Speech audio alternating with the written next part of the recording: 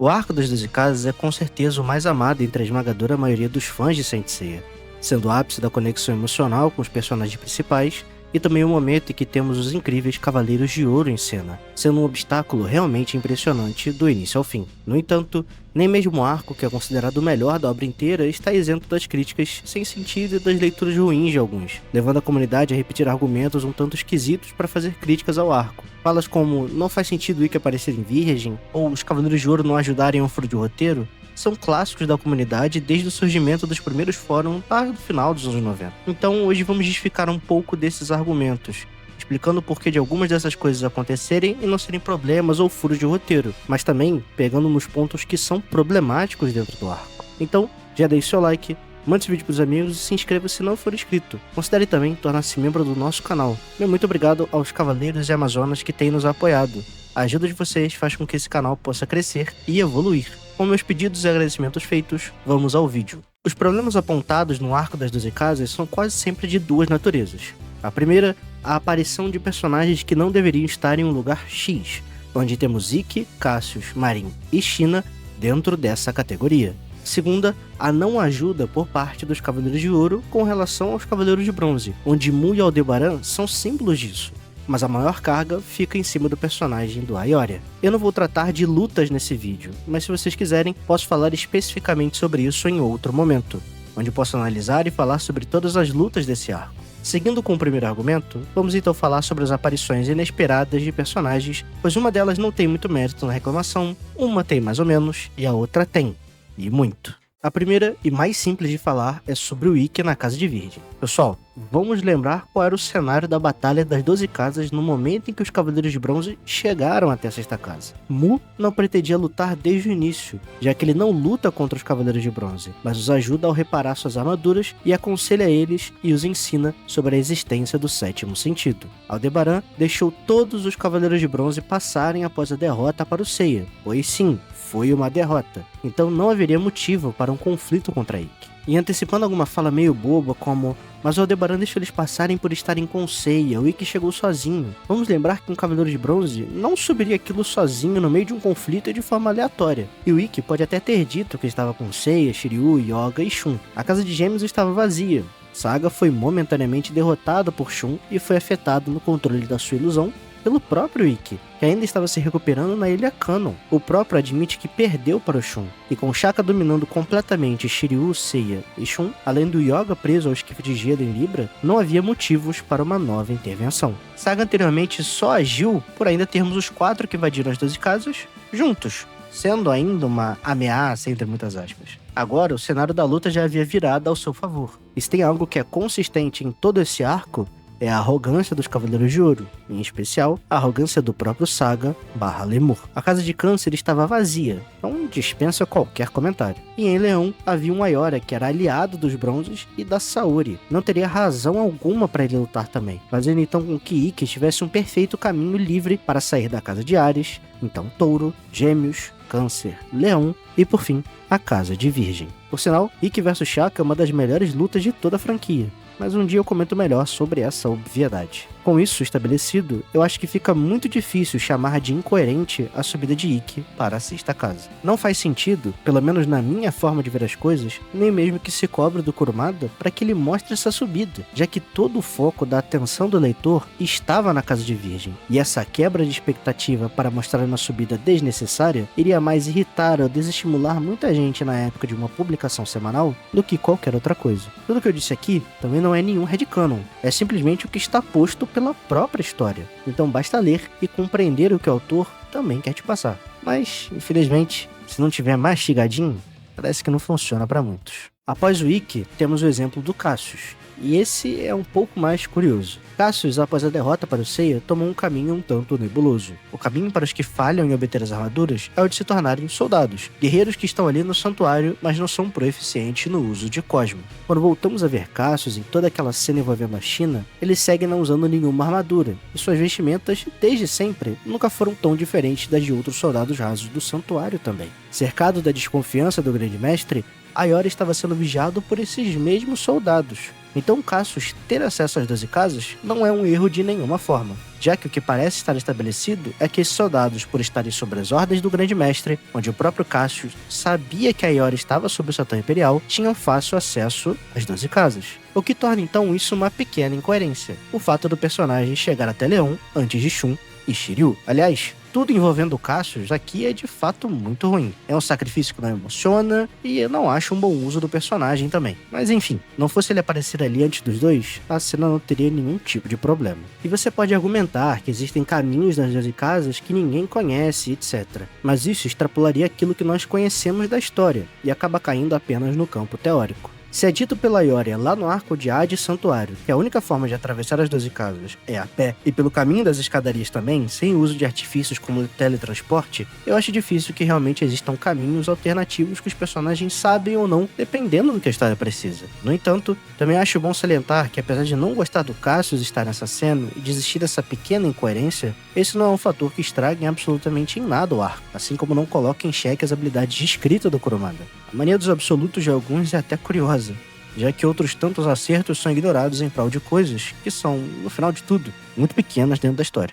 Vamos então para o terceiro caso, e nesse sim vejo problemas maiores. Marin e China não deveriam estar, em hipótese alguma, no caminho final da Casa de Peixes até o Salão do Grande Mestre. Diferente do Ikki, por exemplo, que teve a preparação para ir até as 12 casas, ou mesmo Cassius, que existe uma justificativa para que ele possa entrar lá, Marin e China não possuem nenhuma. Marin era dada como uma desertora do santuário. Ela desobedeceu às ordens de matar os Cavaleiros de Bronze ao salvar o Seiya, derrotou o Asterion e o deixou vivo, para que pudesse falar ao Grande Mestre tudo o que havia acontecido. E vemos o próprio dizendo que Marin havia traído eles. Os Cavaleiros de Bronze, na função de criminosos junto da própria Saori, estavam se provando com os punhos ideais, e além dos seus próprios valores. Mas a Marin não fazia parte disso. Ela some da história após o acontecido na praia e volta de forma súbita para salvar o Seiya e revelar que havia achado o corpo do Grande Mestre. Por que não falar isso para o próprio Mu, que estava na primeira casa e que poderia transmitir a mensagem por telepatia? A China, na condição de Amazona de Prata, também não deveria ter o poder de circular de forma livre pelas 12 casas no momento de um conflito. E novamente, para que ambas as situações pudessem funcionar, a teoria de caminhos secretos teria que se concretizar. Mas se isso não for dito na história, fica um pouco complicado. Por exemplo, se realmente haviam caminhos secretos nas 12 casas, o Aiorus escolheu fazer o mais difícil de propósito ao descer tudo aquilo, ao invés de só pegar um atalho? Enfim, a aparição das duas é a maior inconsistência do arco, e acho que é a única situação que verdadeiramente me incomoda quando leio. Sei que o Kurumada fez como um momento de impacto emocional, e creio que isso tenha funcionado na época para a maior parte dos leitores que não se atentaram a algumas dessas coisas, já que o consumo de uma obra semanal é diferente de quando ela está finalizada. Mas não é porque algo funcionou no semanal que necessariamente funcionará com a obra completa. Antes de seguirmos para a segunda parte do vídeo, eu queria falar sobre algo bem rapidinho. Repararam que eu não precisei chamar o Kurumada de péssimo escritor, fraude, horrível, burro, ofender seu legado, trabalho, insinuar sobre sua personalidade ou caráter para fazer uma crítica ao seu trabalho? Muitas vezes eu sou criticado por, supostamente, não fazer críticas ao trabalho do Kurumada. E eu faço. A questão é que eu não preciso fazer um estardalhaço, nem um personagem performático como alguns, para agradar aqueles que estão cegos pelo hate ao autor. Saint Seiya não é uma obra perfeita e irretocável. Existem pequenas inconsistências e coisas que eu não gosto. Mas se isso representa 10% do que é a obra, é muito. Cavaleiros é um mangá extremamente redondinho e coerente em 90% do tempo na minha leitura. E tá tudo bem que existam problemas e questões. Não existe uma obra sem problemas. Você que talvez ainda não tenha percebido um. Mas enfim, seguimos. Se você chegou até aqui, não esqueça de deixar o seu like, mandar esse vídeo pros amigos, compartilhar nos grupos e usar a opção de hype no seu celular. E não deixe também de se inscrever no canal. Considere também tornar-se membro por apenas R$ 3,99 por mês, onde você pode ajudar o canal a se manter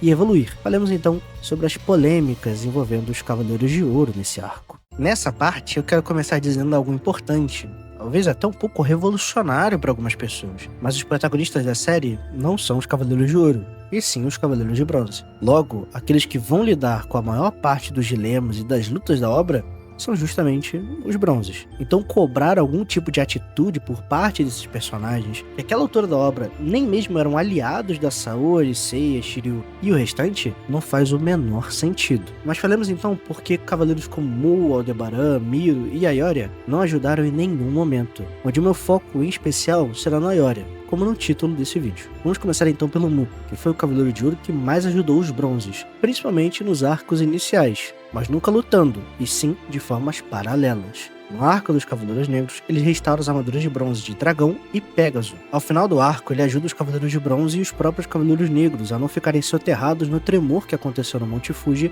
causado pelo Mist. Antes de começarem os eventos das 12 casas, ele confronta a Máscara da Morte para que tanto Shiryu quanto Doku não tivessem que seguir em um confronto contra o Cavaleiro de Câncer. Na entrada das 12 casas, ele mais uma vez restaura as armaduras e ensina sobre o sétimo sentido. E passa então a ser um observador, e por duas razões. A primeira razão é, quando estamos no final do arco, o Mu diz que irá revelar a verdade sobre o Grande Mestre ser um impostor. No entanto, ele mesmo afirma que durante anos isso foi apenas uma desconfiança por parte dele. Já que é bom lembrar, o Mu passou mais de 10 anos afastado do santuário e isolado em Jamiel. Então, ele nunca mais teve contato com o Grande Mestre, que até onde ele sabia, poderia ser ainda o próprio Xion. Assim como o próprio Doku também tinha essa desconfiança, já que não havia mais uma comunicação entre ele e seu amigo. Mas ambos não podiam afirmar com 100% de certeza que Xion não só havia morrido, como que existia um impostor em seu lugar. Afinal, eles não retornaram para o santuário. Mu então só passa a ter certeza de que sua desconfiança tinha fundamento quando retorna ao santuário, sentindo o Cosmo que estava na casa de Gêmeos e de um cavaleiro que há muito havia desaparecido. Nesse caso, Saga de Gêmeos. E provavelmente você está se perguntando, por que então ele não falou com os outros sobre essa desconfiança? E eu até entendo a pergunta, mas vamos olhar bem para o cenário. Se o Mu chegasse para qualquer Cavaleiro de Ouro e contasse essa desconfiança, quem acreditaria nele? O Grande Mestre é uma pessoa absoluta dentro do santuário, é o representante de Athena. E mesmo sob desconfiança de alguns e com boatos a seu respeito, como vemos o próprio Miro nos dizendo, as pessoas não iam contra suas palavras ou atitudes, já que naquele momento e da forma como o santuário de Saga estava configurado, questioná-lo era como questionar Athena. Vemos isso quando Ayora confronta o mestre, e temos a figura do próprio Shaka o protegendo da fúria do leonino. Não bastava que a imagem do grande mestre fosse meramente questionada aos olhos dos Cavaleiros de Ouro, mas ela tinha de ser realmente quebrada, não apenas como figura de autoridade, mas como representante de Athena. Por isso, o grande ponto que norteia as 12 casas é a existência de uma garota que se proclama como Athena. Nesse caso, Saori Kido. Se Saori é então a verdadeira Athena, tudo o que está sendo posto pelo Grande Mestre é uma grande mentira. E sua existência torna-se também uma mentira, sendo assim o momento em que a verdade de sua identidade é finalmente revelada. A segunda razão é a do teste divino. Saori também precisava se provar enquanto uma deusa capaz de defender a Terra. Sua autoridade por si só nunca bastou para que pudesse estar à frente do santuário. O santuário do século XX não é como nenhum outro, onde Athena não teve um grande mestre para auxiliá-la ou dar apoio. Nem mesmo existiu um contato com aqueles Cavaleiros de Ouro. Por mais que Mu use a expressão teste dos céus, isso não é uma literalidade, mas parte de uma temática que é abordada no arco por meio de personagens como Máscara da Morte, Shura e o próprio Afrodite, ou seja, o uso da força. Se Saori realmente não tiver força bastante para se fazer valer enquanto deusa e derrotar o mal que está no santuário, de que vale segui-la se ela é apenas uma divindade fraca? Aquele é o momento em que Saori deve deixar de ser uma garota comum para se assumir verdadeiramente enquanto Athena, e Mu entende isso. Ele verbaliza isso, fazendo então com que tenhamos uma versão do personagem que está sendo apenas um observador, por mais que ele próprio também quisesse ajudar a Saori e os bronzes naquele momento. Já Aldebaran funciona de uma forma um pouco distinta e bem parecida com o Miro, por exemplo. É bom lembrar que não são muitos os Cavaleiros de Ouro que sobrevivem, onde além de Mu, Miro, Aldebaran, Ayora e Doku, também tivemos Shaka sobrevivendo. Mas seu posicionamento diante desse conflito é diferente dos demais, e também não tratarei aqui, já que ele nunca esteve de fato na mesma posição que os outros dourados. Voltando a Aldebaran e Miro, ambos compartilhavam desconfianças a respeito do Grande Mestre com relação às suas atitudes. Miro é o primeiro Cavaleiro de Ouro que vemos questionar o Mestre em tela, e Aldebaran, mesmo sabendo dos rumores que existiam, ainda não era capaz de acreditar que o Grande Mestre poderia ser, de alguma forma, maligno. No entanto, os dois foram impactados por seus confrontos contra os Cavaleiros de Bronze. Se aqueles garotos entraram ali como rebeldes e desertores, os combates na Casa de Touro, Escorpião, mostraram àqueles guardiões que aquela luta, sacrifício e resiliência tinham um significado muito maior e que talvez eles estivessem falando a verdade sobre a garota Saori Kido, que se intitulava como Athena. Tanto Aldebaran deixá-los passarem quanto Miro salvar Yoga são demonstrações de que haviam dúvidas e que os dois estavam dispostos a pagar para ver sobre o que realmente aconteceria envolvendo aquele conflito com o Grande Mestre. O momento em que eles descobrem a verdade já é muito tarde,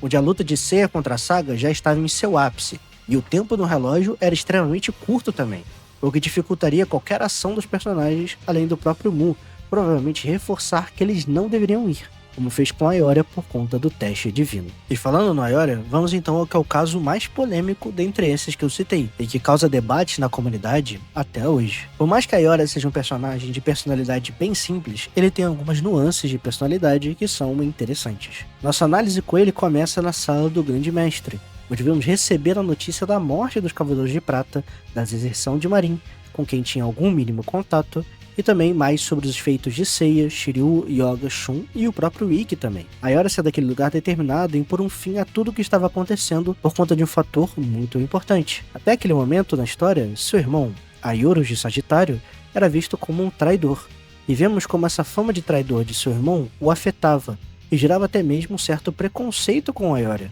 algo que o anime clássico explora um pouco mais profundamente, onde vemos o personagem, ainda enquanto criança, sofrendo bastante por conta de tudo o que aconteceu. Traidor! Traidor! Traidor! É um traidor! Traidor! Passei a odiar o meu irmão. Chegamos então na aparição de Ioria no Japão, onde ele confronta Seiya para que possa puni-lo por ter lutado por motivos pessoais, onde em seguida aparece Saori. E esse é um momento muito importante pro emocional do personagem, já que, basicamente, uma criança chega para ele, se chamando de Athena, e dizendo que o seu irmão não era um traidor, e sim um herói, e é perceptível como isso afeta o personagem. A Ioria quer acreditar que seu irmão pode ser uma pessoa inocente, e é realmente o irmão que conhecia, e não um traidor sujo do santuário. E para isso, ele estava disposto a ir contra tudo que acreditava e conhecia, onde mesmo tendo a certeza de que Athena estava na verdade na sala do mestre, escolheu atacar Saori para que tentasse conhecer essa verdade, o que foi impedido por Seiya com a ajuda de Aioros. Ao ver o espírito de seu irmão protegendo aquela garota, ao tomar aquela bronca do mesmo sobre não saber distinguir o bem do mal, toda a verdade, a dor, a culpa e a tristeza do personagem se quebram, o que é demonstrado por meio de suas lágrimas, onde ele finalmente entende e compreende que seu irmão foi um herói, que protegeu Athena após a morte. No entanto, sua atitude após isso é a chave para entendermos sua ação nas 12 casas. Ao pedir perdão para Saori por ter tentado atacá-la, a Ioria logo abriu mão de sua vida e disse que morreria para pagar aquele pecado, o que é mais um sinal da sua própria impulsividade. Ao seguir vivo pela ordem de Saori, nós vemos que o personagem vai até o Grande Mestre para confrontá-lo, mas o que acontece?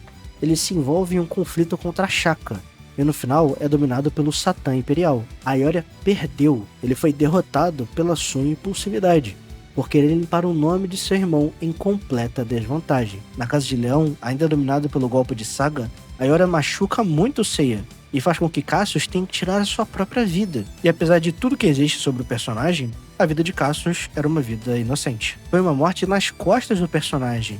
Foi mais uma vez ele levantando sua mão contra seus aliados, e, indiretamente, contra Athena. O mesmo personagem que anteriormente queria retirar sua vida, agora escolhia ficar parado, pois sua impulsividade o havia prejudicado mais de uma vez. Além disso, o que a Ioria faria se fosse junto aos bronzes? Teríamos provavelmente um confronto contra Shaka, e perderíamos a melhor luta dos 12 casos junto de Yoga versus Camus. E eu vou demonstrar de forma prática o que aconteceria se os dois voltassem a lutar, e com Shaka abrindo os olhos.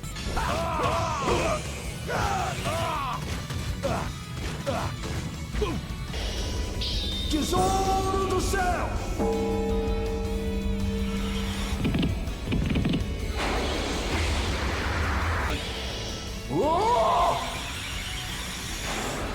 Edição divina!